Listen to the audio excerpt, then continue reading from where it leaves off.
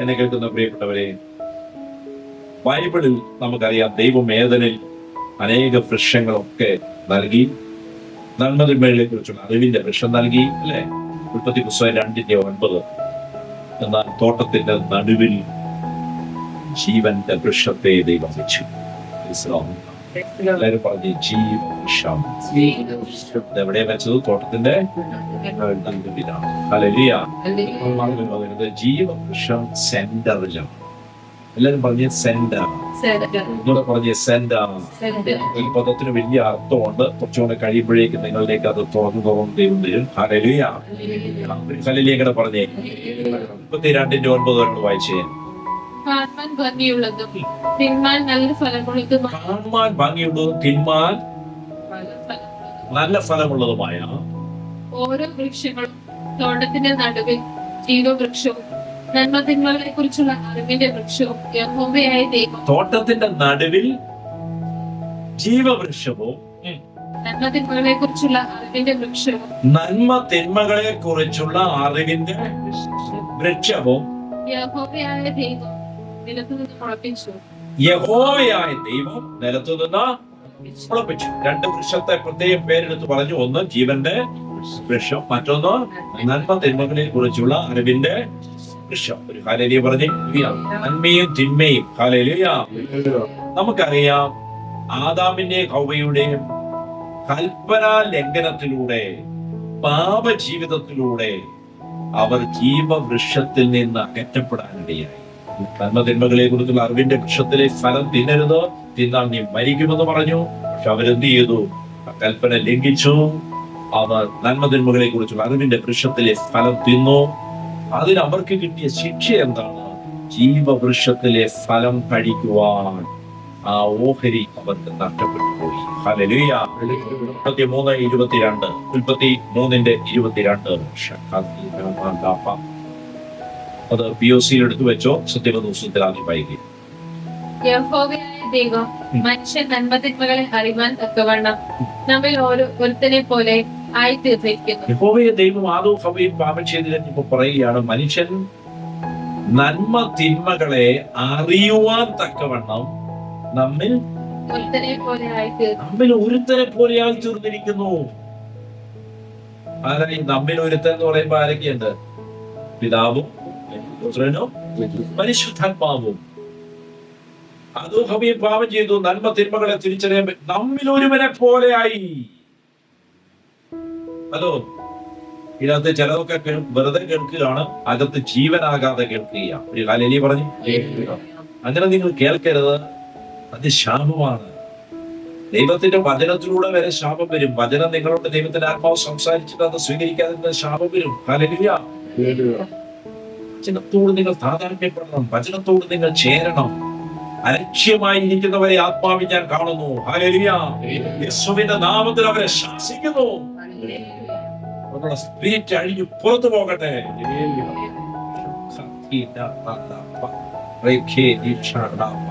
1:22 ഒരിക്കൽ കൂടി. യഹോവയായ ദൈവം മനുഷ്യൻ നന്മതിന്മകളെ അറിവാൻ തക്കവണ്ണം നമ്മിൽ ഒരുത്തനെ പോലെ ആയി തീർന്നിരിക്കുന്നു. ഇപ്പോൾ അവൻ കൈനീട്ടി ജീവവൃക്ഷത്തിന്റെ ഫലം കൂടെ പറിച്ചു തിന്നു. എന്നേക്കും ജീവിപ്പാൻ സംഗതി വരരുത് എന്ന് കൽപ്പിച്ചു. ഈ വചനം വായിച്ചുകൊണ്ടിരിക്കുമ്പോൾ ആരുടെ കാലിന്റെ മുട്ടുകളെ കർത്താവ് തൊടുന്നുണ്ട്. ഹല്ലേലൂയ. കാലിന്റെ മുട്ടിന് ബുദ്ധിമുട്ടുള്ള ആരെങ്കിലും ഉണ്ടെങ്കിൽ ഈ വചനം കേൾക്കുന്നവർ യൂട്യൂബിലായിരിക്കാം, ഗൂഗിൾ മീറ്റിലായിരിക്കാം, കാൽമുട്ടിലേക്ക് കൈകൾ വെച്ചു കൊടുക്കുക. ഇതിനകത്ത് ഇരിക്കുന്ന ആർക്കെങ്കിലും അപ്രകാരം പ്രയാസം ഉണ്ടെങ്കിൽ ഒന്ന് കൈ കാണിച്ചു കൊടുക്കുക. ഹല്ലേലൂയ. യേശുവിന്റെ നാമത്തിൽ കാൽമുട്ടുകളിലേക്ക് ജീവൻ ഇറങ്ങട്ടെ എന്ന് പ്രാർത്ഥിക്കുന്നു. യേശുവിന്റെ ജീവൻ വെളിപ്പെടട്ടെ എന്ന് പ്രാർത്ഥിക്കുന്നു. മകൾ കഴിയുന്നു. ഇടകാലികളെ ഫ്രീ ആക്കുന്നു. സൗഖ്യമാവുക യേശുവിന്റെ നാമത്തിൽ. ഇവിടുത്തെ വചനത്തിന്റെ ശക്തിയാൽ സൗഖ്യമാകട്ടെ. കാൽമുട്ടുകൾ ജീവൻ പ്രാപിക്കട്ടെ, ജീവൻ പ്രാപിക്കട്ടെ, ജീവൻ പ്രാപിക്കട്ടെ. എന്റെ കാലിന്റെ മുട്ടിന് മാത്രമല്ല, എന്റെ ചെസ്റ്റിന്റെ സൈഡിൽ ഉള്ളിക്കടെ ഒരു ബുദ്ധിമുട്ട് കാണിക്കുന്നുണ്ട്. ഉണ്ട്. അതിന്റെ കർത്താവ് അഴിക്കുന്നത് കേട്ടോ. നന്ദി പറഞ്ഞു സ്വീകരിച്ചു യേശുവിന്റെ നാമത്തിൽ. പിതാവേ, രണ്ട് കെട്ടുകളെ ഇവിടെ വിട്ടു പുറത്തു അടിയട്ടെ യേശുവിന്റെ നാമത്തിൽ. Heal in the name of Jesus. അവരുടെ ദൈവത്തിന്റെ ശത്രുവിന്റെ സകലവരുടെ യേശുവിൻ നാമത്തിൽ ചവിട്ടി പുറത്തു ജീസസ് ജീസസ്. ആമേൻ. ഹല്ലേലൂയ. ഹല്ലേലൂയ പറഞ്ഞേ.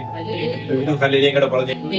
ഈ സമയത്ത് ഗ്രൂപ്പുകളിൽ ആരെങ്കിലും ദൈവത്തിന്റെ വചനം കേട്ടുകൊണ്ടിരിക്കുന്നവർ കാൽമുട്ടിന്റെ വേദന ഉണ്ടെങ്കിൽ യേശുവിൻ നാമത്തിൽ സൗഖ്യമാകട്ടെ, വിടുവിക്കപ്പെടട്ടെ. Jesus. Hallelujah. Praise the Lord. യഹോവയായ ദൈവം മനുഷ്യൻ നന്മതിന്മകളെ അറിവാൻ തക്കവണ്ണം നമ്മിൽ ഒരുത്തനെ പോലെ ആയി തീർന്നിരിക്കുന്നു. ഇപ്പോൾ അവൻ കൈനീട്ടി ജീവവൃക്ഷത്തിന്റെ ഫലം കൂടെ പറിച്ചു നിന്ന് എന്നേക്കും ജീവിപ്പാൻ സംഗതി വരരുത് എന്ന് കൽപ്പിച്ചു. PS ഒന്ന് വായിക്കാമോ? 33:22 മുതൽ. അനന്തരം അവിടുന്ന് പറഞ്ഞു, മനുഷ്യനിതാ നന്മയും തിന്മയും അറിഞ്ഞ് നമ്മൾ ഒരുവനെ പോലെ ആയിരിക്കുന്നു. ഇനി അവൻ കൈനീട്ടി ജീവന്റെ വൃക്ഷത്തിൽ നിന്നുകൂടി പറിച്ചു തിന്ന് അമർത്യനാകാൻ ഇടയാകരുത്. കർത്താവ് അവരെ ഏദൻ തോട്ടത്തിൽ നിന്ന് പുറത്താക്കി മണ്ണിൽ നിന്നെടുത്ത മനുഷ്യനെ മണ്ണിനോട് മല്ലിടാൻ വിട്ടു.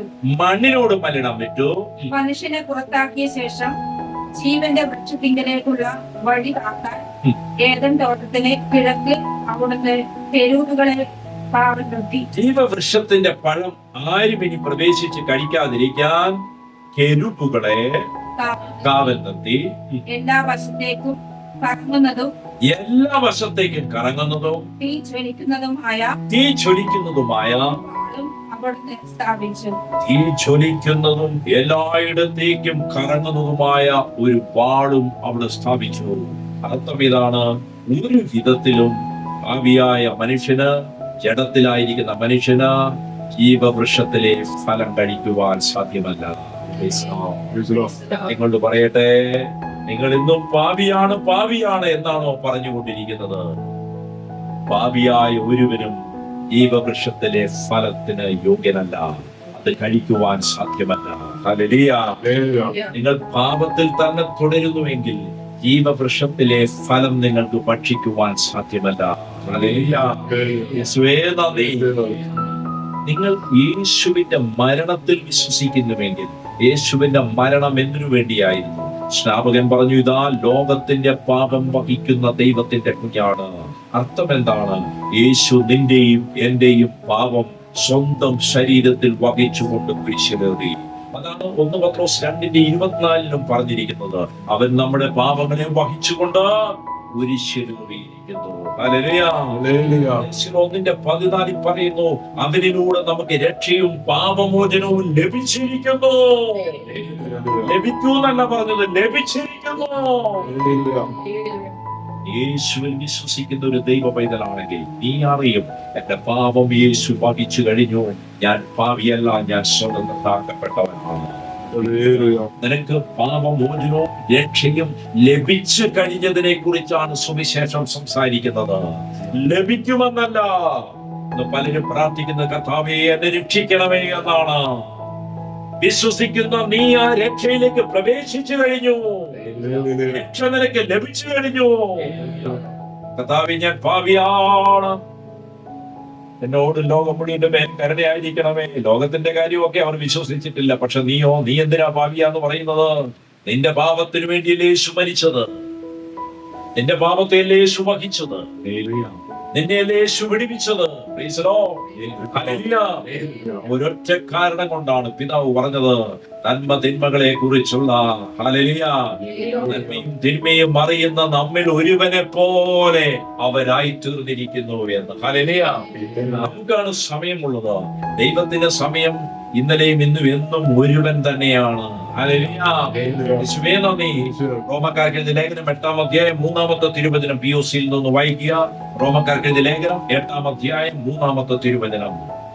പാപകരമായ ശരീരത്തിന്റെ സാദൃശ്യത്തിൽ അയച്ചുകൊണ്ട് പാപത്തിന് തന്റെ ശരീരത്തിൽ ശിക്ഷ വിധിച്ചു. 8-3 വായിക്കാം. ശരീരത്താൽ ബലഹീനമാക്കപ്പെട്ട നിയമത്തിന് അസാധ്യമായത് ദൈവം ചെയ്തു. അവിടുന്ന് തന്റെ പുത്രനെ പാപപരിഹാരത്തിന് വേണ്ടി പാപകരമായ ശരീരത്തിന്റെ സാദൃശ്യത്തിൽ അയച്ചുകൊണ്ട് പാപകരമായ ശരീരത്തിന്റെ സാദൃശ്യത്തിൽ അയച്ചുകൊണ്ട്. പാപത്തിന് ഏതാ പാപകരമായ ശരീരം? ഏതാ? ഹ്യൂമൻ ബോഡി, നമ്മുടെ ശരീരം പാപത്തിലേക്ക് ചായ്വുള്ളതാണ്. പാപകരമായ ശരീരത്തിന്റെ സാദൃശ്യത്തിൽ, അതേ സാദൃശ്യത്തിൽ ആര് വന്നു? ഹലോ, പാപകരമായ ശരീരത്തിന്റെ സാദൃശ്യത്തിലാ അവൻ വന്നത്. പക്ഷെ അവൻ പാപം ചെയ്തില്ല. ഹല്ലേലൂയ. പാപത്തിന് അവനിൽ പ്രവേശിക്കാൻ സാധിച്ചില്ല. ഹല്ലേലൂയ. ഒരു പരീക്ഷകളിലും അവന് വീണുപോയില്ല. നിങ്ങളുടെ ശരീരം എങ്ങനെയോ അതേ ശരീരത്തിലാണ് യേശു വന്നത്. ജീവിതം അവൻ നമ്മുടെ മുന്നിൽ വരച്ചു കാണിച്ചിരിക്കുകയാണ്. പാപമില്ലാതെ ജീവിക്കാൻ നിനക്ക് സാധിക്കും. ഹല്ലേലൂയ.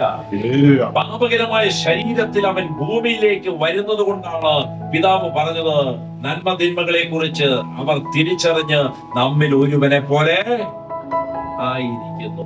ഹല്ലേലൂയ. അറിയുക, ഒരു പാപിക്കും ജീവവൃക്ഷത്തിലെ ഫലം അനുഭവിക്കാൻ സാധ്യമല്ല. പാപത്തിൽ തുടരുന്നവന് ജീവവൃക്ഷത്തിലെ ഫലം കഴിക്കുവാൻ സാധ്യമല്ല. ഹല്ലേലൂയ. ജീവവൃക്ഷത്തിലെ ഫലം ആർക്കാണ് കഴിക്കാൻ പറ്റുന്നത്? വീണ്ടും ജനിച്ച ആത്മ മനുഷ്യന് മാത്രമേ ജീവവൃക്ഷത്തിലെ ഫലം കഴിക്കാൻ പറ്റുകയുള്ളൂ. ആരാണ് വീണ്ടും ജനിക്കുന്നത്? വചനത്താലും ആത്മാവിനാലും പുതു സൃഷ്ടിയായി തീരുന്നവർ. വചനപ്രകാരം അവരുടെ ഹൃദയം രൂപാന്തരീകരിക്കപ്പെടുന്നു. വചനപ്രകാരം അവർ ക്രിസ്തുവിനെ ഹൃദയത്തിൽ കർത്താവായി സ്വീകരിക്കുന്നു. പാപത്തോടവർ വിടവാങ്ങിയിരിക്കുന്നു.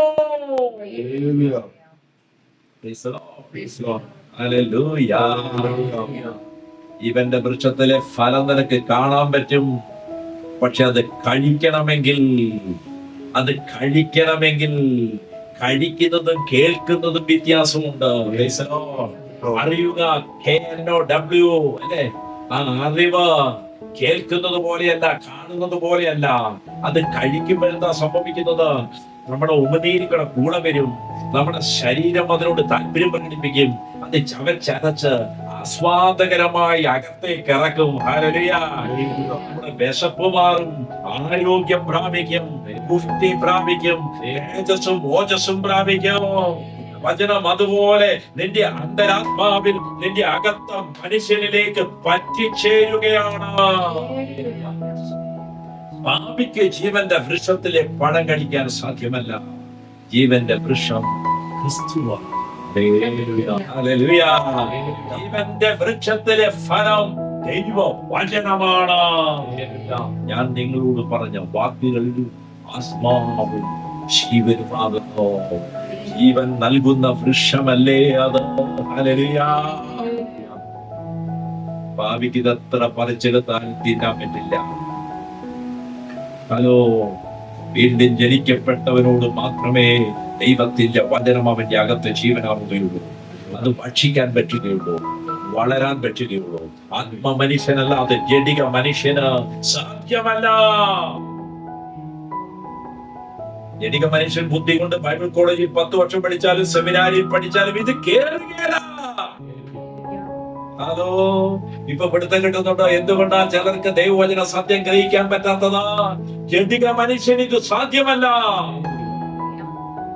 എത്ര ബൈബിൾ കോളേജിൽ പോയാലും പഠിച്ചാലും സെമിനാരിൽ പോയാലും ഇത് കിട്ടത്തില്ല. വീണ്ടും ജനിക്കാതെ ദൈവവചനത്തിന്റെ ആഴങ്ങളിലേക്ക് പ്രവേശിക്കാനോ വചനം അനുഭവിക്കാനോ സാധ്യമല്ല. Price the Lord. ഹല്ലേലൂയ. വചനത്തിലൂടെയും ആത്മാവിലൂടെയും നമ്മിൽ വെളിപ്പെടുന്ന ജീവനാണ് ജീവന്റെ വൃക്ഷത്തിലെ ഫലം. Hallelujah. Praise the Lord. Hallelujah. യേശുക്രിസ്തുവിൽ നിങ്ങൾക്ക് ആസ്വദിക്കാൻ നൽകുന്ന സമൃദ്ധമായ ജീവനെ കാണിക്കുന്നതാണ് പ്രിയരെ ജീവവൃക്ഷം. ഹല്ലേലൂയ. ഹല്ലേലൂയ. ക്രിസ്തുവിലാണ് നിങ്ങൾ നിലനിൽക്കുന്നതെങ്കിൽ, ക്രിസ്തുവാണ് നിങ്ങളുടെ അടിസ്ഥാനമെങ്കിൽ, ഈ സമൃദ്ധിയുടെ ജീവൻ നിങ്ങൾക്കുള്ളതാണ്.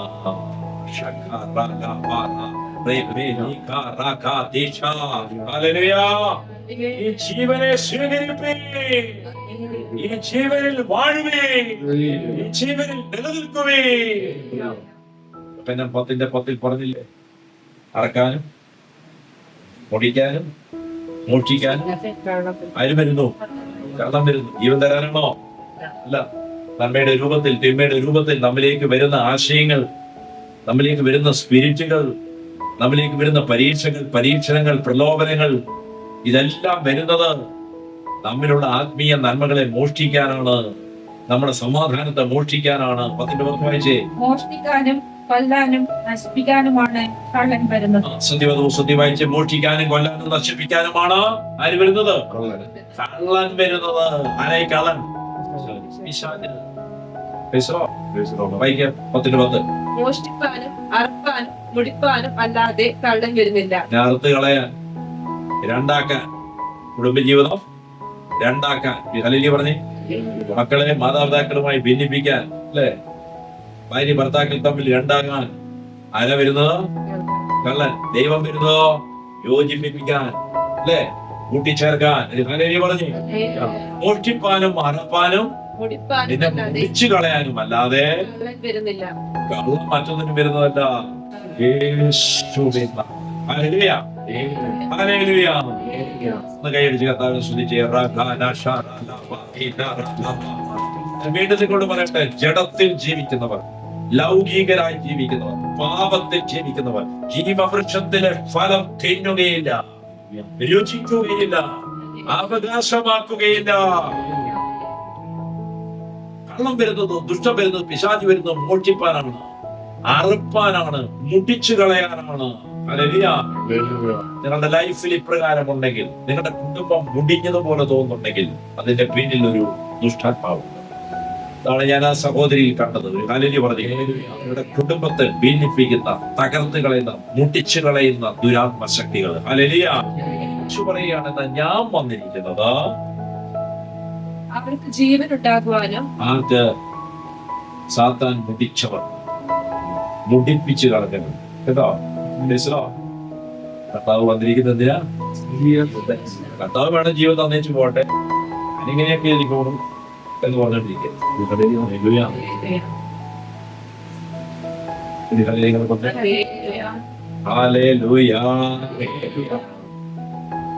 അറപ്പാനും മുടിപ്പാനും അല്ലാതെ കള്ളം വരുന്നില്ല. അവർക്ക് ജീവൻ ഉണ്ടാകാനും സമൃദ്ധിയായിട്ടുണ്ടാകുവാനും. അപ്പൊ സാത്താൻ ആരെയൊക്കെ മുടിപ്പിക്കുന്നുണ്ടോ, സാത്താൻ ആരെയൊക്കെ മോഷ്ടിക്കുന്നുണ്ടോ, അവർ ക്രിസ്തുവിലേക്ക് വന്നാൽ, ക്രിസ്തുവിൽ നിന്നാൽ ഈ ജീവവൃക്ഷത്തിലെ ഫലം അവർക്ക് കിട്ടും. ഞാൻ വന്നിരിക്കുന്നത് നിങ്ങൾക്ക് എന്തു തരാൻ? ജീവൻ തരാൻ. തീർന്നില്ല. ജീവന്റെ സമൃദ്ധിയിൽ നിങ്ങൾ ജീവിപ്പാൻ. ഒരു ഹല്ലേലൂയ പറഞ്ഞേ. ജീവവൃക്ഷത്തിലെ ഫലം എന്ന് പറയുമ്പോൾ നിങ്ങൾ വിശക്കുമ്പോ കിട്ടും, ഇഷ്ടം പോലെ കിട്ടും. ഒരു ഹല്ലേലൂയ പറഞ്ഞേ.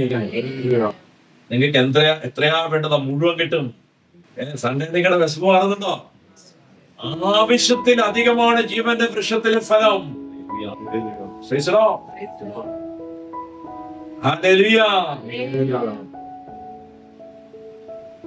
അപ്പൊ യേശു വന്നിരിക്കുന്നത് ജീവൻ തരാനും ജീവന്റെ സമൃദ്ധി നമുക്ക് തരാനുമാണ്. വെളിപാട് പുസ്തകം 2:7, വെളിപാട് 2:7 അതിനുള്ളിലോട്ട് ഇറങ്ങാൻ പോവുകയാണ്. വെളിപാട് പുസ്തകം 2:7. അപ്പൊ നിങ്ങൾ ഒരു കാര്യം മനസ്സിലാക്കി, ജീവവൃക്ഷം സെന്ററിലാണ്. ഹല്ലേലൂയ. ജീവവൃക്ഷം ക്രിസ്തുവാണെന്ന് നമ്മൾ കണ്ടു. പാപിക്ക് ജീവവൃക്ഷ ഫലത്തിൽ നിന്ന് ഭക്ഷിക്കാൻ പറ്റില്ല. എങ്ങോട്ട് തിരിയുന്ന ഒരു വാള് കാവലായിട്ടുണ്ട്, ഒരു കെരൂബ് തന്നെ കാവലായിട്ട് തിന്നാതിരിപ്പിക്കാനുണ്ട്. നിങ്ങൾക്ക് എങ്ങനെയാ കിട്ടുക? ക്രിസ്തുവിൽ നിൽക്കണം. ക്രിസ്തുവിൽ നിൽക്കാതെ കഴിക്കാൻ, ക്രിസ്തുവിൽ നിൽക്കാത്തവർക്ക് ആർക്കും ഇത് കിട്ടത്തില്ല. ഏത് ധ്യാനം കൂടിയാലും വേണ്ടില്ല. ധ്യാനം കഴിഞ്ഞ് അതിനപ്പുറമുള്ള ധ്യാനം കുടിക്കും കാര്യമില്ല. ഹല്ലേലൂയ പറഞ്ഞു. എന്നാൽ 6 മാസത്തെ, 1 വർഷത്തെ, 2 വർഷത്തെ ബൈബിൾ കോളേജിൽ പോയാലും കാര്യമില്ല. ഹല്ലേലൂയ പറഞ്ഞു. യേശുവിൽ നിൽക്കാതെ ഈ ജീവവൃക്ഷത്തിലെ ഫലം കഴിക്കാൻ സാധ്യമല്ല. വെളിപാട് 2:7.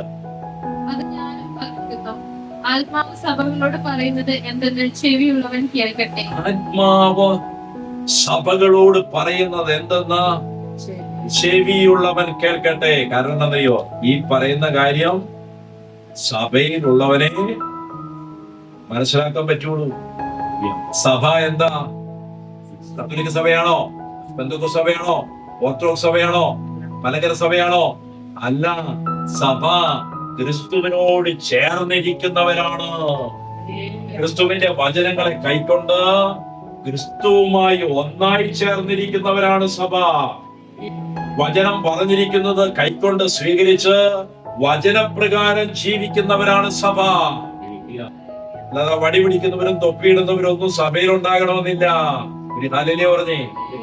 തൊപ്പിക്കൊന്നും കുഴപ്പമില്ല. കർത്താവ് നമുക്കൊരു തൊപ്പി തന്നിട്ടുണ്ട്. അതൊരു ആത്മീയ കിരീടമാണ്. കൈയടിച്ച് കർത്താവിന് നന്ദി പറഞ്ഞു. ഹല്ലേലൂയ. കർത്താവ് നമുക്കൊരു വടി തന്നിട്ടുണ്ട്. അത് അധികാരത്തിന്റെ വടിയാണ്. ഹല്ലേലൂയ. ഇത് പുറത്ത് കാണുന്ന ചെങ്കോലല്ല. ഹല്ലേലൂയ. വടിയും ചെങ്കോലും ഒന്നല്ല നമ്മുടെ പ്രശ്നം. ക്രിസ്തുവിൽ നിൽക്കാത്ത ഒരുവനും സഭയുടെ ഭാഗമല്ല. സഭ എന്നാൽ കത്തോലിക്കോ ഓർത്തഡോക്സോ പെന്തക്കോസ്തോ ഒന്നുമല്ല. യേശുവിന്റെ കൽപ്പന അനുസരിച്ച് യേശുവിനോട് ചേർന്നിരിക്കുന്നവരത്രേ. ആ സഭയോടാണ് ആത്മാവ് സംസാരിക്കുന്നത്. 2:7 ആത്മാവ് സഭകളോട് പറയുന്നത് എന്തെന്നാ? ചെവിയുള്ളവൻ കേൾക്കട്ടെ. എന്താ പറയുന്നത്? ജയിക്കുന്നവന്. ഹലോ, സഭയിലാണ്, ക്രിസ്തുവിലാണ്. വചനം പറയുന്നു, നീ അതിനെ ജയിക്കുകയാണെങ്കിൽ, നിന്നെ എന്താണോ പരാജിതമാക്കുന്നത് അതിനെ നീ ജയിക്കുകയാണെങ്കിൽ, ദൈവത്തിന്റെ പരദീസയിലുള്ള ജീവന്റെ വൃക്ഷത്തിന്റെ ഫലം തിന്മാൻ കൊടുക്കും. കൈയടിച്ച് കത്താൻ വേണ്ടി പറഞ്ഞു. ഹല്ലേലൂയ. വൃക്ഷത്തിന്റെ ഫലം ആർക്കാ കിട്ടുന്നത്? ജയിക്കുന്നവനാണ്. തോറ്റ് തുന്നം പാടി എക്സാം എഴുതുന്നു, തോക്കുന്നു, വീണ്ടും എക്സാം എഴുതുന്നു, തോക്കുന്നു. അവനിത് കിട്ടില്ല. ഹലോ, ഇത് ജയിക്കുന്നവർക്കുള്ളതാണ്. ആത്മാവ് സഭകളിലുള്ളവരോട് പറയുന്നു, കേൾക്കാൻ ചെവിയുള്ളവൻ കേൾക്കട്ടെ. ജയിക്കുന്നവരാണ് ഞാൻ ഈ ജീവന്റെ വൃക്ഷത്തിലെ ഫലം കൊടുക്കുക. എല്ലാരും പറഞ്ഞേ, ജയിക്കുക. ഒന്നുകൂടെ പറഞ്ഞേ, ജയിക്കുക. ഏതിനോടാണ് ജയിക്കേണ്ടത്? നമുക്കെതിരെ വരുന്ന പരീക്ഷകളോട്, നമ്മളെ ക്രിസ്തുവിന്റെ കൃപയിൽ നിന്ന് നമ്മൾ അകറ്റി കൊണ്ടുപോകുന്ന തിന്മകളോട്, ആ ദുർഭാഷണത്തോട്, ഹല്ലേലൂയ, തെറ്റായ കാഴ്ചകളോട്, കേൾവികളോട്, പ്രവൃത്തികളോട്. ചിലർ പറയും, എനിക്ക് പുറമെ ഒന്നുമില്ല, കിടക്കുന്ന മുഴുവൻ അകത്ത, പുറത്ത് ചിരിച്ചുകൊണ്ടിരിക്കും, അകത്ത് വെറുപ്പ്, വൈരാഗ്യം, വിദ്വേഷം, ഇഷ്ടക്കേട്. ഹല്ലേലൂയ. തോറ്റ് മണ്ടനും മണ്ടിയായി കിടക്കാതെ ജയിക്കാൻ തുടങ്ങുക. ഹല്ലേലൂയ. എങ്ങനെയാണ് ജയിക്കുന്നത്? എങ്ങനെ ജയിക്കാൻ സാധിക്കും? ആരാണ് നമ്മളെ ജയിപ്പിക്കുന്നത്? ഹല്ലേലൂയ. യോഹന്നാൻ 2:14 1 യോഹന്നാൻ 2:14 ബാല്യക്കാരെ, നിങ്ങൾ ശക്തരാകയാലും ദൈവവചനം നിങ്ങളിൽ വസിക്കയാലും നിങ്ങൾ ദുഷ്ടനെ ജയിച്ചിരിക്കയാലും ഞാൻ നിങ്ങൾക്ക് എഴുതിയിരിക്കുന്നത്. ഹല്ലേലൂയ. വായിച്ച 14 ബാല്യക്കാരെ, നിങ്ങൾ ശക്തരാകിയാലും, ബാല്യക്കാരെ, യൗവനക്കാരെ, ക്രിസ്തുവിലായിരിക്കുന്ന നിങ്ങൾ എന്നും ആരാ? യൗവനക്കാരാണ്. ഹലോ, നിങ്ങളെല്ലാവരും 80 വയസ്സുള്ള അപ്പച്ചനും ആരാണ്? ബാല്യക്കാരനാണ്, യൗവനക്കാരനാണ്. ജയിക്കുന്നവരെല്ലാം യൗവനക്കാരാണ്. എന്നിട്ടും പറയാ, ഞാൻ ബാല്യക്കാരനാണ്, യൗവനക്കാരനാണ്, പക്ഷെ തോറ്റ് കിടക്കുക. അവൻ ബാല്യക്കാരനാവോ? ആത്മീയർത്ഥത്തിൽ ആത്മീയ ശക്തിയിൽ നിൽക്കുന്നവനല്ല. കാരണം അവൻ തോറ്റുകൊണ്ടിരിക്കുകയാണ്, അവൾ തോറ്റുകൊണ്ടിരിക്കുകയാണ്. ബാല്യക്കാരെ, നിങ്ങൾ ശക്തരാകിയാലും. നിങ്ങൾ ആരാണ്? ആരാണ്?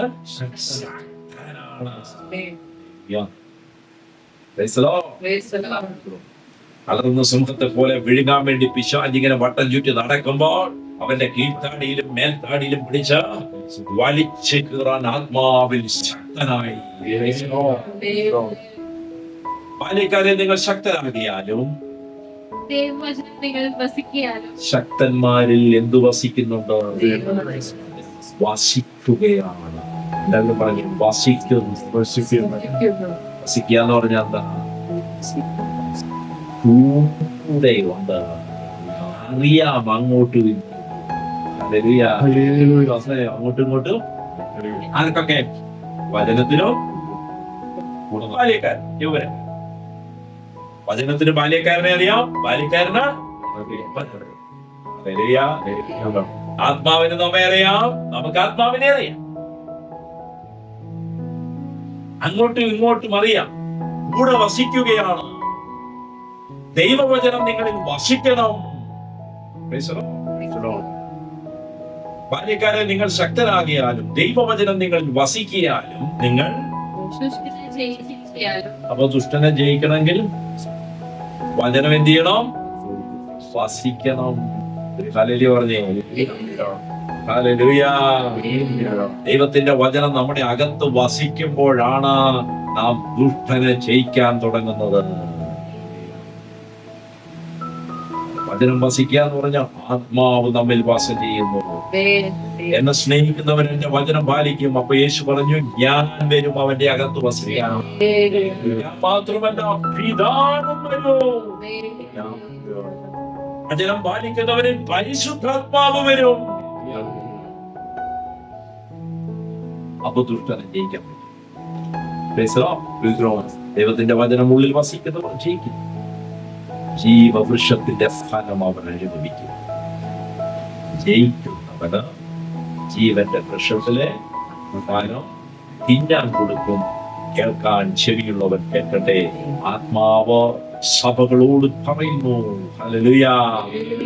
ആത്മാവ് സഭയോട് പറയുന്നു എന്തെന്ന്? ചെവിയുള്ളവൻ കേൾക്കട്ടെ. ജയിക്കുന്നവന് ഹല്ലേലൂയ ജീവവൃക്ഷത്തിലെ ഫലം തിന്നാൻ കൊടുക്കും. ഹല്ലേലൂയ. എഴുതിയ ലേഖനം 1:26 POC വായിച്ച്. 1:26 യുഗങ്ങളുടെയും തലമുറകളുടെയും ആരംഭം മുതൽ മറച്ചു വയ്ക്കപ്പെട്ടിരുന്ന ഈ രഹസ്യം ഇപ്പോൾ അവിടുന്ന് തന്റെ വിശുദ്ധർക്ക് വെളിപ്പെടുത്തിയിരിക്കുന്നു. യുഗങ്ങളുടെയും തലമുറകളുടെയും ആരംഭം മുതൽ.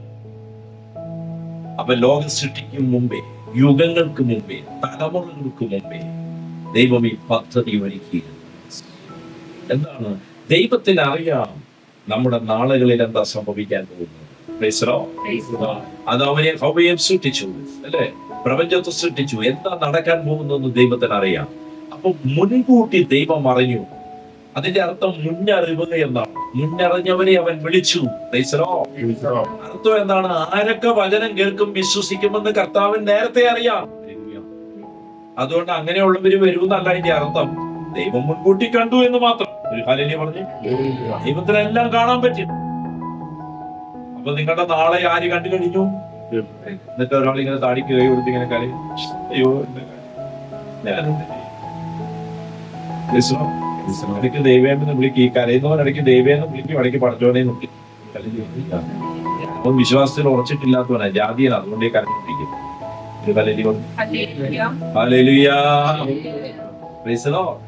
യുഗങ്ങളുടെയും തലമുറകളുടെയും ആരംഭം മുതൽ മറച്ചു വയ്ക്കപ്പെട്ടിരിക്കുന്ന ഈ രഹസ്യം ഇപ്പോൾ അവിടുന്ന് ആർക്കാ വെളിപ്പെടുത്തി കൊടുത്തത്? വിശുദ്ധർക്ക്. വിശുദ്ധരാരാണ്? യേശുവിനെ കൈക്കൊണ്ടവർ വിശുദ്ധരാണ്. വിശുദ്ധരെന്ന പദത്തിന്റെ അർത്ഥം എന്താണ്? വേർതിരിക്കപ്പെട്ടവരെന്നാണ് അർത്ഥം. പ്രത്യേക നിയോഗത്തിനു വേണ്ടി, ദൈവരാജ്യത്തിനു വേണ്ടി ദൈവാത്മാവിനാൽ വേർതിരിക്കപ്പെട്ടവരാണ് വിശുദ്ധർ. ആ വിശുദ്ധർക്ക് വെളിപ്പെടുത്തി കൊടുത്തിരിക്കുകയാണ്. 27 സത്യവേദ പുസ്തകത്തിൽ വായിക്കുന്നു. 27-ാം വാക്യം. 1:27. അവരോട് ജാതികളുടെ ഇടയിൽ ഈ മർമ്മത്തിന്റെ മഹിമദാനം എന്തെന്ന് അറിയിപ്പാൻ ദൈവത്തിന് ഇഷ്ടമായി. ആ മർമ്മം മഹത്വത്തിന്റെ പ്രത്യാശയായ ക്രിസ്തു നിങ്ങളിൽ ഇരിക്കുന്നു എന്നുള്ളത് തന്നെ. അവരോട്, വിശുദ്ധരോട്, ജാതികളുടെ ഇടയിൽ ഈ മർമ്മത്തിന്റെ മഹിമാധനം, ഇത് മഹത്വമുള്ള മഹിമ നിറഞ്ഞ ധനമാണ് എന്തെന്ന് അറിയിപ്പാൻ ദൈവത്തിന് ഇഷ്ടമായി. ആ മർമ്മം മഹത്വത്തിന്റെ പ്രത്യാശയായ ക്രിസ്തു നിങ്ങളിൽ ഇരിക്കുന്നു എന്നുള്ളത് തന്നെ. ഹല്ലേലൂയ. ഈ മർമ്മത്തിന്റെ മഹിമാതനം, riches of the glory, എന്താണത്? Which is Christ in you. ക്രിസ്തു നിന്നിൽ ഇരിക്കുന്നു എന്നുള്ളതാണ്. ഒരുവൻ യേശുവിൽ വിശ്വസിക്കുമ്പോൾ, അവന്റെ വചനത്തിന് കീഴ്പ്പെടാൻ തുടങ്ങുമ്പോൾ അവനിൽ യേശു വന്ന് വസിക്കുന്നു.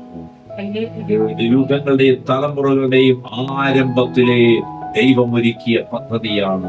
ഹല്ലേലൂയ.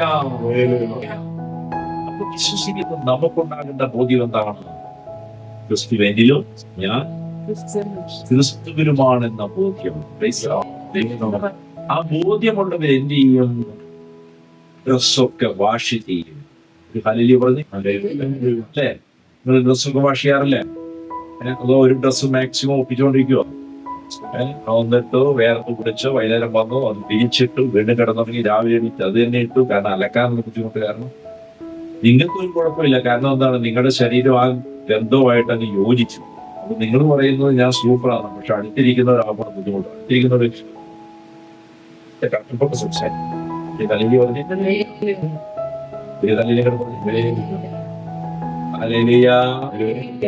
ക്രിസ്തു നമ്മുടെ ഉള്ളിലുണ്ടെങ്കിൽ നമ്മൾ എന്ത് ചെയ്യണം? നമ്മളെ തന്നെ നമ്മൾ വാഷ് ചെയ്യണം. പുസ്തകം 22-ാം അധ്യായം 14-ാം തിരുവചനം. 30 വെളിപാട് 22:14. വെളിപാട് പുസ്തകം 22-ാം അധ്യായം 14. തങ്ങൾക്ക് അധികാരം ഉണ്ടാകേണ്ടതിനും ജീവന്റെ വൃക്ഷത്തിൽ തങ്ങൾക്ക് അധികാരം ഉണ്ടാകേണ്ടതിനും ഗോപുരങ്ങൾ കൂടി നഗരത്തിൽ കടക്കേണ്ടതിനും തങ്ങളുടെ വസ്ത്രം അലക്കുന്നവർ ഭാഗ്യവാന്മാർ. തങ്ങളുടെ വസ്ത്രം അലക്കുന്നവർ ഭാഗ്യവാന്മാർ. പറഞ്ഞേ ഏതൊക്കെ ഒരു കാര്യം പിടുത്തം കിട്ടി. ഇത് നോട്ട് ചെയ്യുന്നുണ്ട്. എന്താണ്? വസ്ത്രം അലക്കുന്നത് ഭാഗ്യവാനാണ്. ഏത് വസ്ത്രത്തിന്റെ കാര്യം പറഞ്ഞിരിക്കുന്നത്? ജീവന്റെ വൃക്ഷത്തിൽ തങ്ങൾക്ക് അധികാരമുണ്ടാകേണ്ടതിന്, ഗോപുരങ്ങളിൽ കൂടി നഗരത്തിൽ കടക്കേണ്ടതിന്, തങ്ങളുടെ വസ്ത്രം അലക്കുന്നവർ ഭാഗ്യവാന്മാർ. എത്ര പേർക്ക് പിടുത്തം കിട്ടിയത് മനസ്സിലായി? എത്ര എടുക്കുന്ന കാര്യം പോലെ മനസ്സിലായി?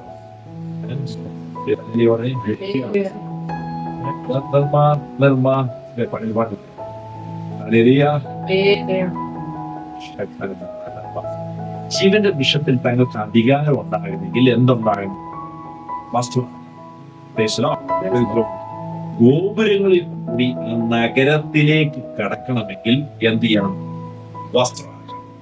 എല്ലാവരും പറഞ്ഞു ജീവന്റെ വൃക്ഷം, നഗരം. ഏതാ? കോഴിക്കോട് നഗരത്തിന്റെ കാര്യമാണോ പറഞ്ഞത്? അല്ല. ഹല്ലേലൂയ പറഞ്ഞേ. അപ്പൊ വചനത്താൽ നമ്മളെ കഴുകിയാൽ നമ്മൾ ഭാഗ്യമാണ്. അതിന്റെ അർത്ഥം ഈ നഗരത്തിൽ കയറണമെങ്കിൽ കഴുകണം. കഴുകാത്ത, ദൈവവചനത്തെ അനുസരിക്കാത്തവ ആ നഗരത്തിൽ കയറി പോകും. നിങ്ങളെ കഴുകാതെ ജീവവൃക്ഷത്തിലെ ഫലം കഴിക്കാൻ സാധ്യമല്ല. അത് നഗരം മധ്യത്തിലാണ് അതിന് ഇരിക്കാൻ പോകുന്നത്. കൈയടിച്ച് കർത്താവിന് നന്ദി പറഞ്ഞു. പരിശുദ്ധാത്മാവ് നിങ്ങളോട് കഴുകാൻ പറഞ്ഞിട്ട് നിങ്ങളുടെ അകത്ത കറയിരിപ്പുണ്ട്, കഴുകുക എന്ന് ആവശ്യപ്പെട്ടിട്ടും തിരുത്തിയിട്ടും തിരുത്താത്തവരുണ്ട്. ആത്മാവ് പറയുന്നു, വചന ശുശ്രൂഷയിൽ പ്രബോധനം ലഭിച്ചിട്ടും മാറാത്തവർ, ചിലത് നേരിട്ട് ചെയ്ത് തെറ്റാണ് പാടില്ലെന്ന് ശാസന കൊടുത്തിട്ട് കഴുകാൻ കൂട്ടാക്കാത്തവർ, സഭയിലൂടെ തെറ്റ് തിരുത്തിയിട്ടും ആ തെറ്റ് തിരുത്താൻ കൂട്ടാക്കാത്തവർ നഗരത്തിൽ കയറുമോ? ജീവവൃക്ഷത്തിലെ ഫലം കഴിക്കാൻ പറ്റുമോ? ഹല്ലേലൂയ പറഞ്ഞേ.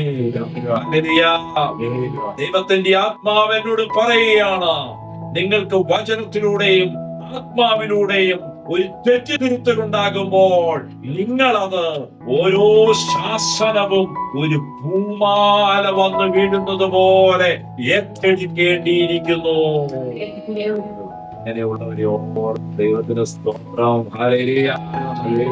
പൂമാല പോലെയാണ് എടുക്കുന്നില്ല. ബ്രദർ എന്നോട് അങ്ങനെ പറഞ്ഞു, ഒരു ഹല്ലേലൂയ പറഞ്ഞേ. ഹല്ലേലൂയ. എന്റെ മുഖത്ത് നോക്കി അങ്ങനെ പറഞ്ഞു. ഹല്ലേലൂയ.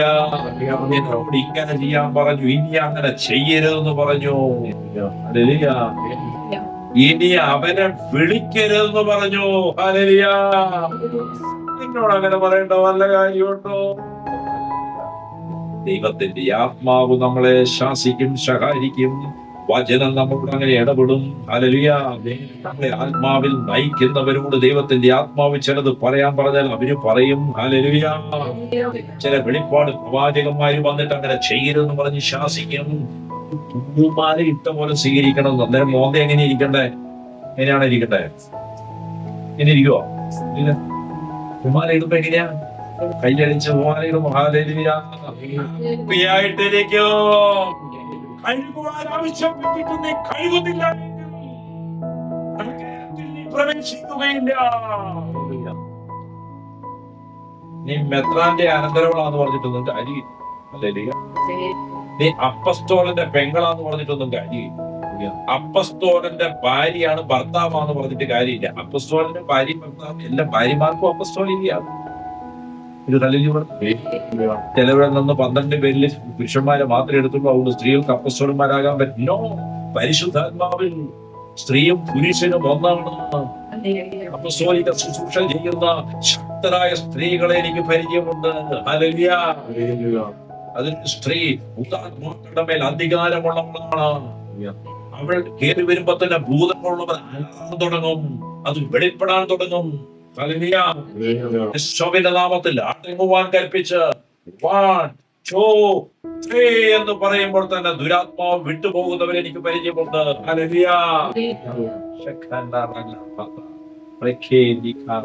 സദൃശവാക്യം 9-ാം അധ്യായം 6 മുതലുള്ള തിരുവചനം പറഞ്ഞു.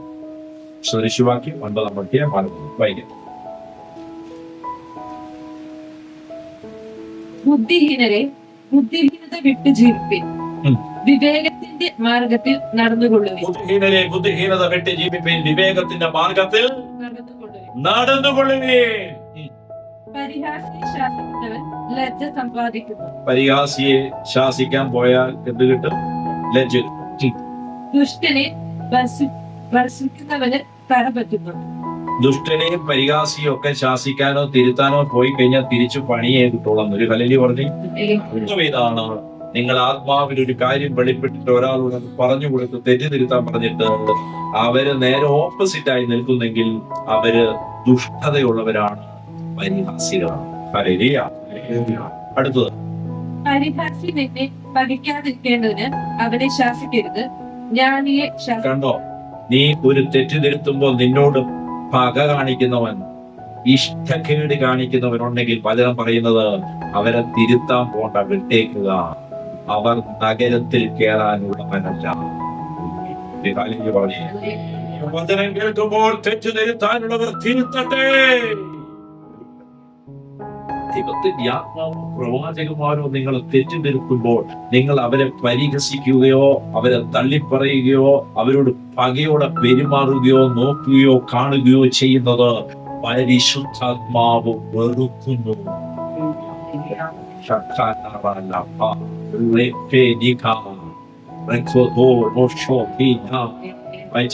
വായിച്ച അവസാനത്തെ ഒന്നുകൂടെ വായിച്ചേ. പരിഹാസി നിന്നെ പകയ്ക്കാതിരിക്കേണ്ടതിന് അവനെ പകയ്ക്കുന്നവർ ശ്രദ്ധിച്ചുകൊള്ളുക. അവനെ ഇനി പരിശുദ്ധാത്മാവ് ശാസിക്കില്ല. അവന് ശാസനവും തെറ്റിതിരുത്തലും പിന്നെ കിട്ടാതെ പോകും. ശാസനവും തെറ്റിതിരുത്തലും ആർക്കുള്ളതാ? മക്കൾക്കുള്ളതാണ്. മകന്റെ മകളുടെ സ്ഥാനമില്ലാതെ പോകുന്നായി പറഞ്ഞതിന്റെ അർത്ഥം. ഓക്കെ, അടുത്തത്, ജ്ഞാനിയെ ശാസിച്ചോളാൻ. കാരണം ജ്ഞാനിക്ക് എത്ര കേട്ടാലും ഭൂമാലയിട്ട പോലെയാണ്. ഒരു ഹല്ലേലൂയ പറഞ്ഞേ. പറഞ്ഞില്ലേ, നാട്ടുകാരൻ മുഴുവൻ ശാസിച്ചാലും കുഴപ്പമില്ല, ഇങ്ങനെ ശാസിച്ച പ്രശ്നം. ഇല്ലെങ്കിൽ ഇവളെ തെറ്റ് തിരുത്തിയാൽ പ്രശ്നമാണ്. പിന്നെ 5-8 ദിവസത്തേക്ക് മോന്ത ഇങ്ങനെ മുറുകൻ കടിച്ചോളി. ഞാനേ നീ പ്രബോധിപ്പിച്ചോ ശാസിച്ചോ, അവൻ നിന്നെ സ്നേഹിക്കും. അവൻ നിന്നെ എന്ത് ചെയ്യും? ഹലോ, നിങ്ങൾ എത്ര പേര് നിങ്ങൾക്ക് ശാസന കിട്ടുമ്പോൾ, നിങ്ങളുടെ തെറ്റ് തിരുത്തുമ്പോൾ നിങ്ങൾ കുറച്ചും കൂടെ കൂടുതൽ സ്നേഹിക്കുന്നുണ്ട് സൈമൺ ബ്രദറിനെ?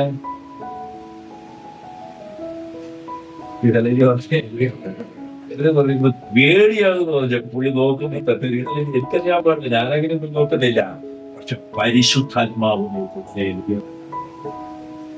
പരിശുദ്ധാത്മാവ് പ്രേരിതനായി അവൻ ഉറ്റുനോക്കി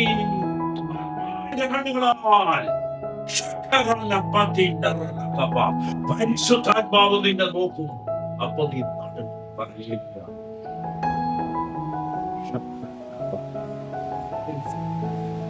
പരിഹാസി നിന്നെ ഭയക്കാതിരിക്കേണ്ടത് അവനെ ശാസിക്കരുത്, വിട്ടേക്കുക. ജ്ഞാനിയെ ശാസിക്കുക, അവൻ നിന്നെ. ജ്ഞാനിയുടെ മുഖത്ത് നോക്കും പറയാം, പക്ഷെ പരിഹാസിയുടെ മുഖത്ത് നോക്കുമ്പോഴോ അട്ട കടിച്ചോളി. ഇതൊക്കെ മാറണം കേട്ടോ. തലയിലേക്കാണ് പറഞ്ഞേ. ജ്ഞാനിയെ ശാസിക്കുക, അവൻ നിന്നെ സ്നേഹിക്കും. ഇത് സത്യത്തിൽ എളുപ്പമുള്ള കാര്യമാണോ? അവരോട് പറയണം നീ ഇങ്ങനെ ചെയ്യരുത്, ഇങ്ങനെ പറയുന്നത് ശരിയല്ല, ഇങ്ങനെ ചെയ്യരുത് എന്ന് പറയുമ്പോ സ്നേഹിക്കാൻ ബുദ്ധിമുട്ടാ. ആത്മാവ് പറയാണ് സ്നേഹിക്കുക.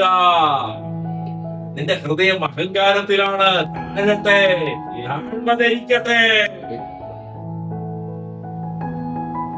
9-ാം വാക്യം, ജ്ഞാനിയെ പ്രബോധിപ്പിക്കുക, ജ്ഞാനിക്ക് പറഞ്ഞു കൊടുക്കുക, അവന്റെ ജ്ഞാനം വർദ്ധിക്കും. അവന്റെ ജ്ഞാനം വർദ്ധിക്കും. നീതിമാനെ ഉപദേശിക്കുക, നീതിമാനെ ഉപദേശിക്കുക, അവൻ വിദ്യാഭിവൃദ്ധി പ്രാപിക്കും. ഹല്ലേലൂയ. 10-ാം വാക്യം, യഹോവഭക്തി ജ്ഞാനത്തിന്റെ ആരംഭവും ജ്ഞാനത്തിന്റെ ആരംഭവും പരിശുദ്ധനെ കുറിച്ചുള്ള പരിജ്ഞാനം വിവേകവും ആകും. പരിശുദ്ധനെ കുറിച്ചുള്ള അറിവ് പരിജ്ഞാനം വിവേകവുമാകും. എന്നെ കേൾക്കുന്ന ശ്രദ്ധിച്ചോണേ, ജ്ഞാനത്തിന്റെ ആരംഭമാണ് യഹോവഭക്തി. ദൈവത്തോടുള്ള ഭക്തിയാണ് നിന്റെ ജ്ഞാനത്തിന്റെ തുടക്കം. ദൈവത്തോട് ഒരു ഭക്തിയില്ല, ജ്ഞാനം വേണമെന്ന് പറഞ്ഞാൽ കിട്ടത്തില്ല. പറഞ്ഞു ജ്ഞാനത്തിന്റെ തുടക്കം യഹോവഭക്തിയാണ്. പരിശുദ്ധനെ കുറിച്ചുള്ള പരിജ്ഞാനം, ദൈവത്തെ കുറിച്ചുള്ള അറിവ് വചനത്തിലൂടെയാണ് ലഭിക്കുന്നത്. ദൈവത്തെ കുറിച്ച്, ക്രിസ്തുവിനെ കുറിച്ച് വചനത്തിലൂടെ നമുക്ക് അറിവ് ലഭിക്കുമ്പോൾ, ആ പരിജ്ഞാനത്തെ നമ്മൾ സ്വീകരിക്കുമ്പോൾ വിവേകം നമുക്ക് ലഭിക്കുന്നു. ഹലോ, നിങ്ങൾക്ക് എത്ര പേർക്ക് വിവേകത്തോടെ പ്രവർത്തിക്കാൻ ആഗ്രഹമുണ്ട്? വിവേകമുള്ളവരാകാൻ ആഗ്രഹമുള്ളവർ എത്രയുണ്ട്? യേശുവിനെ കുറിച്ചുള്ള അറിവിൽ വളരുക. ദൈവത്തോടുള്ള ഭക്തിയിൽ ജീവിക്കുക, ജ്ഞാനം നിങ്ങൾക്ക് ലഭിക്കും. വെളിപാട് 22:14. വെളിപാട് 22:14. അപ്പൊ ജീവന്റെ വൃക്ഷത്തിൽ നമുക്ക് അധികാരം ഉണ്ടാകാനും ഗോപുരങ്ങളിൽ കൂടി നഗരത്തിലേക്ക് കടക്കേണ്ടതിനും, എല്ലാവരും പറഞ്ഞേ, ഗോപുരങ്ങളിലൂടെ നഗരത്തിലേക്ക്. മോദിയുടെ വഴിക്കൂടൊന്നും പറ്റത്തില്ല കേട്ടോ. വാതിലിലൂടെ തന്നെയാണ് എങ്ങോട്ട് കയറാൻ പറ്റുള്ളൂ. യേശു പറഞ്ഞു, ഞാനാണ് വാതിൽ. പറഞ്ഞേ, ക്രിസ്തുവാകുന്ന വാതിലിലൂടെ അല്ലാതെ പത്രോസ് വാതിലല്ല, മറിയ വാതിലല്ല, യൗസേപ്പ് വാതിലല്ല. വാതിൽ ഏകവാതിലാണ്, യേശുവാണ്. വ്യാജ പ്രബോധനങ്ങളുടെ സ്പിരിറ്റുകൾ അഴിയട്ടെ. 22:14 വായിക്കുക. ജീവന്റെ വൃക്ഷത്തിൽ തങ്ങൾക്ക് അധികാരം ഉണ്ടാകേണ്ടത്, ജീവന്റെ വൃക്ഷത്തിൽ തങ്ങൾക്ക് അധികാരം ഉണ്ടാകേണ്ടതിനും ഗോപുരങ്ങളിൽ കൂടി നഗരത്തിൽ കടക്കേണ്ടതിനും, വാതിലിലൂടെ ഗോപുരങ്ങളിൽ കൂടി നഗരത്തിൽ കടക്കേണ്ടതിനും തങ്ങളുടെ വസ്ത്രം അലക്കുന്നവർ ഭാഗ്യവാന്മാർ. വസ്ത്രങ്ങൾ അലക്കുന്നവർ ഭാഗ്യവാന്മാർ. എല്ലാരും പറഞ്ഞേ, അലക്കുക. ഹലോ, എങ്ങനെയാ അലക്കുന്നത്? ഒന്ന് അലക്കി കാണിച്ചേ. എങ്ങനെയാ പഴയ അലക്ക്? എങ്ങനെയാ? മറ്റേ വാഷിംഗ് മെഷീൻ ഇട്ടാ വലിയ കഷ്ടപ്പാടായിരിക്കും. കറങ്ങി ശ്വാസം മുട്ടി തലങ്കുത്തി മറിഞ്ഞു വരുവോ? ഇതാകുമ്പോ കല്ലിൽ തിരിച്ചും മറിച്ച് 4 അലക്കി ഒന്ന് കുത്തിപ്പിഴിഞ്ഞിട്ട് വെയിലത്ത് നിന്നിട്ടേക്കുക. ഹല്ലേലൂയ പറഞ്ഞേ. ഹല്ലേലൂയ എന്ന് പറഞ്ഞ പിന്നെ ചെളിയോ കറയോ എന്തെങ്കിലും ഉണ്ടോ? ഇല്ല. വാഷിംഗ് മെഷീൻ ഇട്ട് കഴിഞ്ഞിട്ട് പിന്നെയും കഴുകാൻ പോകുന്നതാണ് ഞാൻ കണ്ടിട്ടുണ്ട്. ഇതെല്ലാം ഉണങ്ങി വന്നു കഴിയുമ്പോ കുറെ സോപ്പ് പൊടി വെച്ചിട്ട് കുറെ വെള്ളപ്പാട്. ഹല്ലേലൂയ പറഞ്ഞു. ഹല്ലേലൂയ. എല്ലാരും പറഞ്ഞേ നന്നായി കഴുകി അലക്കണം. പറഞ്ഞേ വേറൊരാൾക്ക് കൈ കൊടുത്തോണ്ട് പറഞ്ഞേ മുഴുങ്ങി അലക്കണം. നിങ്ങൾക്ക് പറഞ്ഞു എങ്ങനെയാ അലക്കേണ്ടത്? പുഴുങ്ങിയ. അതെന്താ പുഴുങ്ങിയിട്ട് അലക്കുന്ന? എന്താ കരുണ്ടോ? ദീർഘനാള് കഴുകാതിരിക്കുന്ന കാര്യങ്ങൾ, മാറ്റം വരാത്ത വർഷങ്ങളായുള്ള കാര്യങ്ങൾ എങ്ങനെയും അടി മൂട്ടില് തീ കൊടുത്ത അങ്ങനെ വെന്ത് വെന്ത് വെന്ത് അലക്കപ്പെടണം. നല്ലൊരു കാര്യം പറഞ്ഞേ. പറഞ്ഞു വസ്ത്രം അലക്കുക, വൃത്തിയാക്കുക, യേശുവിന്റെ രക്തത്താൽ കഴുകുക, വിശ്വസിക്കുക, ആത്മാവിനെ കൈക്കൊള്ളുക, വിശുദ്ധി പ്രാപിക്കുക. 15-ാം വാക്യം വായിച്ച്, ഈ നഗരത്തിൽ കയറാത്തവരും ജീവന്റെ വൃക്ഷത്തിലെ ഫലം തിന്നാത്തവരും. വെളിപാട് 22:15. കേറാത്തവരാണ് നായ്ക്കൾ. എല്ലാരും പറഞ്ഞ നായ്ക്കളും പിന്നെ ക്ഷുദ്രക്കാരും ദുർനടപ്പുകാരും കുലപാതകന്മാരും. വായിച്ചോ? നിന്റെ വായിക്കേ. ബിംബാരാധികളും ബോഷ്കിൽ പ്രിയപ്പെടുകയും അതിനെ പ്രവർത്തിക്കുകയും ചെയ്യുന്ന ഏവനും പുറത്തു തന്നെ. ഹല്ലേലൂയ പറഞ്ഞേ. ഇത് നോക്കിയപ്പോ കടുപ്പം പിടിച്ച അത് ബ്ലസിക്കാൻ കൊടുത്തു. ബ്ലസി നോക്കും വയലും കഷ്ടം. ഹല്ലേലൂയ പറഞ്ഞേ. ഹല്ലേലൂയ. ഇംഗ്ലീഷ് മീഡിയത്തിൽ പോയതിന്റെ കുഴപ്പ. ഹല്ലേലൂയ പറഞ്ഞേ. ഒന്നാണ് ഇത് പറഞ്ഞേ. 15 വായിച്ചത് എന്താണ്? നായ്ക്കൾ. ആരായി നായ്ക്കൾ? നായ്ക്കളാരാ? നായ്ക്കൾ ഒന്ന് പുരുഷവേശ്യ, വേശ്യാവൃത്തിയിൽ ജീവിക്കുന്നവർ. ഹല്ലേലൂയ പറഞ്ഞു. സ്ത്രീയായാലും പുരുഷനായാലും യൗവനക്കാരായാലും കാശിനു വേണ്ടി, സമ്പത്തിനു വേണ്ടി, സുഖത്തിനു വേണ്ടി വേശ്യാവൃത്തിയിൽ ജീവിക്കുക. ഹലോ ഇല്ല, എനിക്ക് വല്ലപ്പോഴേ ഉള്ളെന്ന്. നീ പോയെന്നേ പറഞ്ഞില്ല.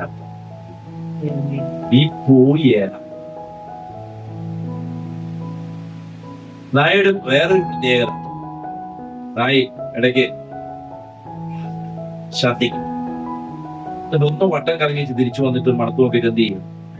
അത് തന്നെ കഴിയും. അതായത് കളയാൻ പറഞ്ഞ വചനം കേട്ട് കളയുന്നു, കുളിക്കുന്നു, വൃത്തിയാക്കും. 2 ദിവസം കഴിഞ്ഞില്ല പിന്നെയും പോയിട്ട് അതിട്ട് ഇവനാണ് ആര്? നായൻ. ശരിക്കണ്ട നായൻ, നീ അവിടെ കേറിയ ശരി നിർത്തിക്കോ. കരയാൻ തുടങ്ങി, അനുഗമിക്കാൻ തുടങ്ങിക്കോ. നായയുടെ സ്വഭാവം നിന്റെ മേൽ വ്യാപരിക്കുന്നുണ്ടെങ്കിൽ കേരളത്തിൽ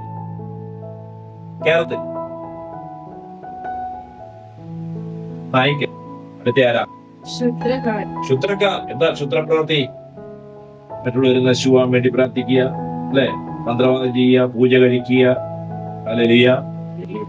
ക്ഷുദ്രക്കാരൻ, കൈനോട്ടക്കാരൻ, വെളിച്ചപ്പാടന്മാര്. ഇനി ആത്മീയതയിൽ ദർശനം കാണുന്നതിന് പ്രവാചകന്മാരെടുത്ത് പോകുന്ന ആൾക്കാർ ഇപ്പോൾ ഒതുക്കപ്പെടുന്നവരാണ്. ഏതാ? കാണുന്നതിനും കേൾക്കുന്നതിനും മുഴുവൻ പ്രവാചകനെ കാണുക, വിളിക്കുക, സംസാരിക്കുക. ആവശ്യകാര്യങ്ങൾക്ക് വിളിച്ച് സംസാരിച്ച് ചിലർക്ക് ഇത് ഏതാണ്ട് അടിമത്തം പോലെ. ക്ഷുദ്രക്കാരന്റെ അവസ്ഥയിലേക്കാണ് പോകുന്നത്. 10ാം ക്ലാസ്സിൽ ജയിക്കുമോ? നോക്കൂ, ഓവറാച്ചിട്ട് പറയാമോ? വന്ന് പഠിക്കുന്നു പറഞ്ഞേക്കണം. ഞാനൊരു പയ്യനെ പ്രേമിക്കുന്നുണ്ട്, അത് സെറ്റപ്പ് ആവുമോ? പ്രാർത്ഥന വിഷയ.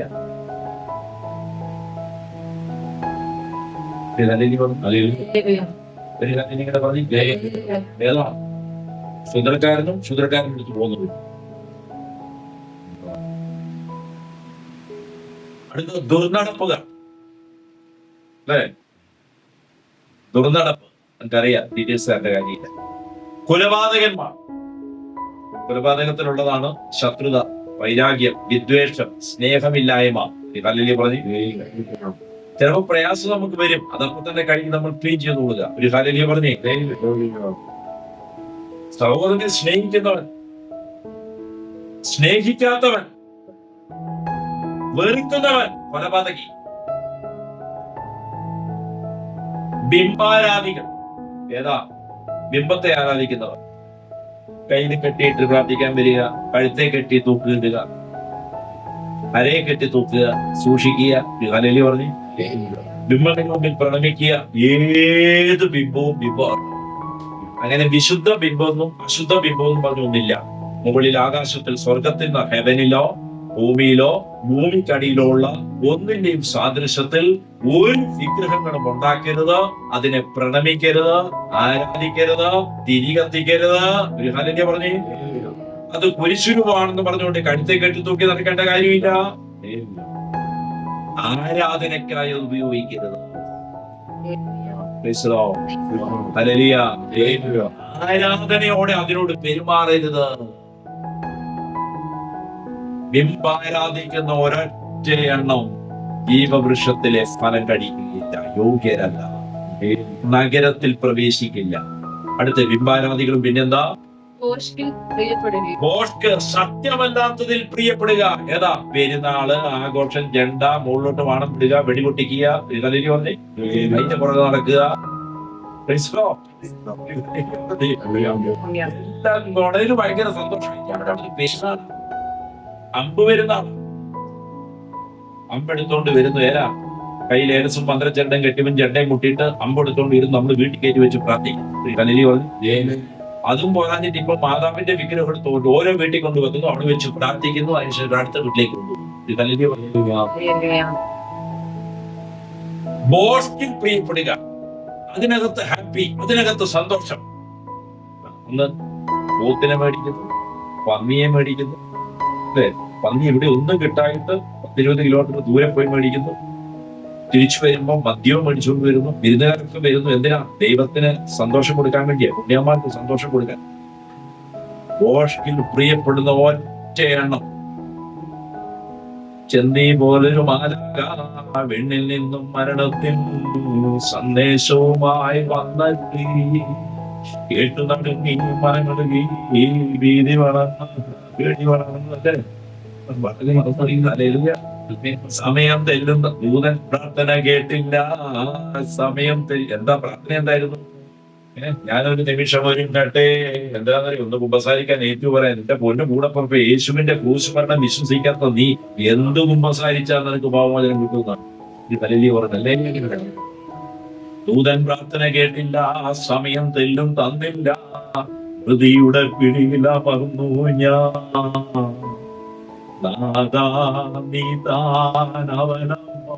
നീ മാത്രമേ ഉള്ളൂ. എവിടെ ജീവിച്ചിരുന്നപ്പോൾ നീ കർത്താവിനെ അനുസരിച്ചില്ല, വചനം പാലിച്ചില്ല. ചത്തു കഴിഞ്ഞപ്പോ മൂക്കി പഞ്ഞിയും വെച്ച് കയ്യിലേക്ക് ഒരു കുരിശ് തള്ളിക്കൊടുത്ത് ഒരു കൊന്തയും ചുറ്റിയിട്ടേച്ച് കാലില് കറുത്ത ഷൂട്ടേച്ച് കിടക്കുക. എന്നിട്ട് പ്രസംഗം തിരിയാൻ ഈ നാട്ടിലെ ഏറ്റവും പ്രിയപ്പെട്ടവനായിരുന്നു. ഹല്ലേലൂയ.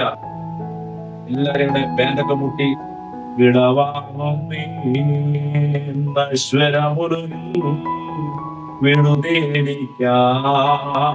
നൽകിയ വസതി. പരിശുദ്ധമാർ പോകുന്നിടത്ത് പാടുന്നു. അടുത്തല്ലേ ഓപ്പവും പരിശുദ്ധന്മാര് പോയിരുന്നു. നേരെ പാതാളത്തിലേക്ക് കൊണ്ടുപോയി അടക്കിയിട്ട് മൂപ്പിന് പറഞ്ഞു വിട്ടു. പിന്നെ ഇവര് ഭൗതീശ്വരി അവിടെ കൊണ്ടുവെത്തി. എന്നിട്ട് പറയുകയാണ്, ഇനി മന്ത്രയുണ്ട്, 27 ഉണ്ട്, 3 ഉണ്ട്, 8 ഉണ്ട്, 11 ഉണ്ട്, അവന്റെ 41 അടിയന്തരവും. പിന്നെ പറഞ്ഞു ഇതൊന്നും നടത്തിയോണ്ടോ പാട്ടുപാല എല്ലിയോണ്ടോ ഒന്നും അങ്ങോട്ട് പോകാൻ പോണില്ല.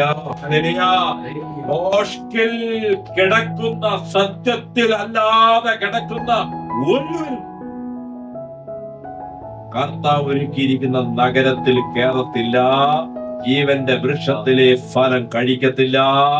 ബിംബാരാധികളും ബോഷ്കിൽ പ്രിയപ്പെടുകയും അതിനെ പ്രവർത്തിക്കുകയും ചെയ്യുന്ന ഏവരും ഉറച്ചു തന്നെ.